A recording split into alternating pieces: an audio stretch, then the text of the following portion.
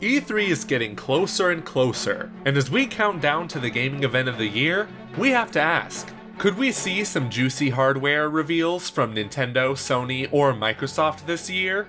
Or will we have to wait for 2019, maybe even 2020? As we all remember, last year brought the Xbox One X and solidified 4K, 4K update, 4K.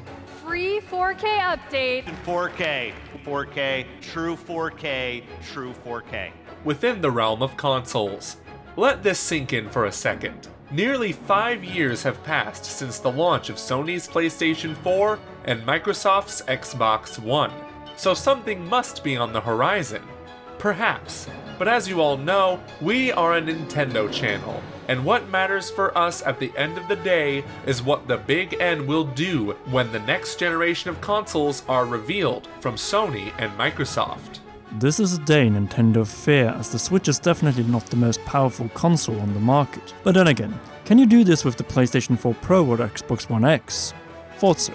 There is no secret that Nintendo's current strength with the Switch lays in the fact that you can bring the console experience with you. But for how long? Especially with third parties. As to this point, despite having two Ultra HD or 4K capable consoles on the market, Sony and Microsoft are bringing the exact same games to this 5-year-old PlayStation 4 and Xbox One. Two aging systems that are not too far above the graphical capabilities of the docked Nintendo Switch. Even so, this shared policy must sooner or later come to a close, as 2019 or 2020 will most likely bring a new generation of PlayStation and Xbox in true native 4K.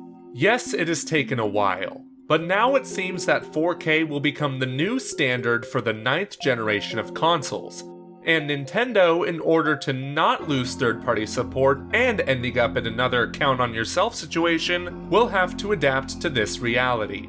And this is where the rumors regarding a Nintendo Switch Pro have been brewing. Now we, as everyone else, would love a Nintendo Switch Pro with docked 4K support and a 1440p handheld screen ready for VR. The only problem is that we don't see this happening, at least not during this E3, and the reason is simple. Nintendo will first adjust after the battling giants bring their goods to the table. Since the Wii U, Nintendo decided that 1. They would come out with their next big system mid-generation, 2. It would be radically different and appeal to gamers in a different way, and 3. They will wait for Sony and Microsoft to first unveil what they have been working on for the next generation, and then make the moves that are needed to keep afloat the next generation of giants. In other words, if Sony and Microsoft brought their hardware goods to the table this year, there is no way that we will see an enhanced and more expensive iteration of the Switch until the soonest at E3 2019 and a release in 2020. But why?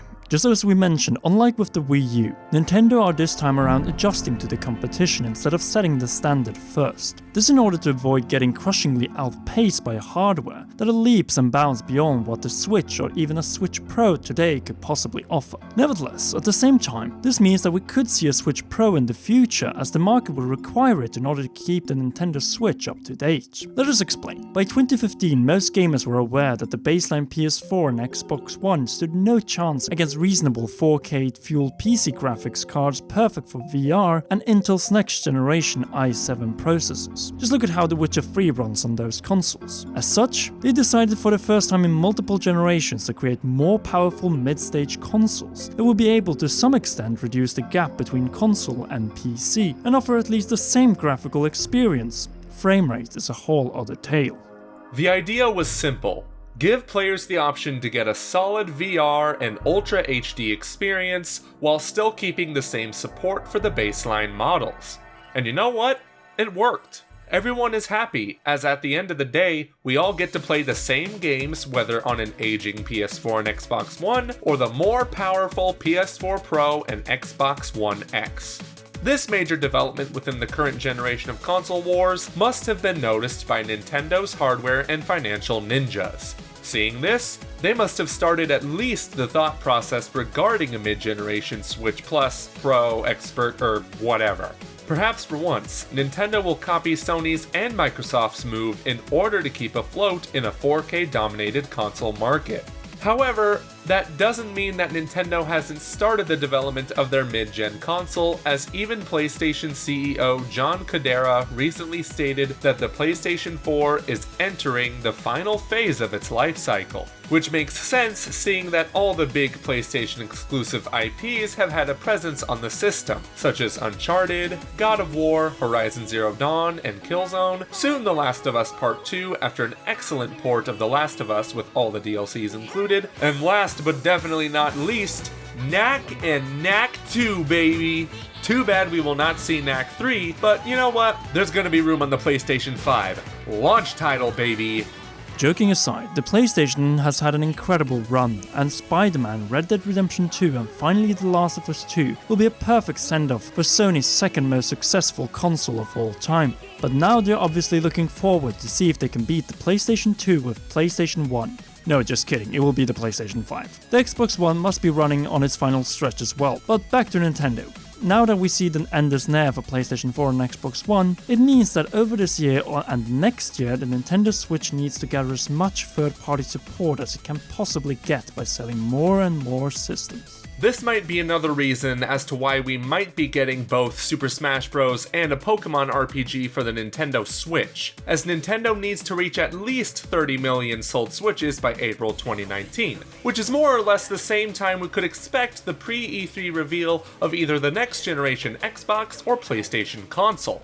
In many ways, 2019 will be a crossroad for Nintendo. This is the year they have to act, at least internally, in order to keep the third-party support and keep the sales pace for the Switch with the last line of first-party exclusives, such as Animal Crossing, Mario Kart, and obviously Metroid Prime 4, before they move over to the next Switch-exclusive Zelda game and Mario game, and obviously more sequels and a new IP every now and then. Software-wise, we're not concerned. However, if we don't see a hardware update or at least announcement by 2020, we might be in for another Wii U or late Wii situation where the third-party support is mostly shovelware. In order to keep third-party support while also making the next Zelda and Mario shine like never before, Nintendo is bound to come with a more powerful Switch. This shouldn't pose too much of a problem, seeing that their good buddies at Nvidia will more than gladly offer a Pascal chip to turn this ambition into a reality. Nintendo will win by basically do what they did with the new 3DS XL versus the 3DS XL, offer a more powerful version of existing hardware while keeping the software coming out on the same cartridges. It will then be up to the individual consumer to decide whether they want to upgrade or not, though it speaks for itself that there will be Switch Pro exclusives, in particular from third-party developers. Knowing Nintendo though, this will most likely not be a 4K system, but it is possible that a Switch Pro in 2020 could output 1440p 60 frames per second in docked mode and 1080p 60 frames per second on the handheld screen. And with that comes the possibility for Nintendo VR, which would be freaking awesome, as it would be much cheaper than PlayStation VR, since it will work similarly to the Samsung Gear VR, but with much better games, obviously. We already have Skyrim VR, so why not have the next Zelda or Metroid Prime 4 in VR? As you can see, the future is definitely in Nintendo's hands. It is just a matter of timing and making sure that you get as close as reasonably possible to the specs of the next generation Xbox and PlayStation. Based on this point of view, don't set yourself up for disappointment at this E3 or E3 2019. Here we might see a handheld-only Switch.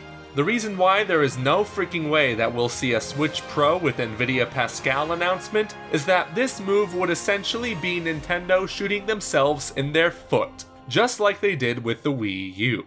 Instead, we believe that a Switch Pro will, similarly to the new 3DS XL, be announced in either a Spring 2020 Nintendo Direct or E3 2020. It would make sense, as by then, the Switch will be halfway in its life cycle and a Pro Pascal-based version will come out around the same time after the Switch launch, as what was the case with the PS4 Pro compared to the PS4.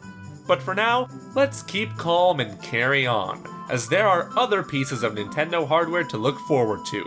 For the Nintendo Switch, this is unfortunately limited to this adjustable charging stand and hopefully Super Smash Bros. And Pokemon themed Switch bundles.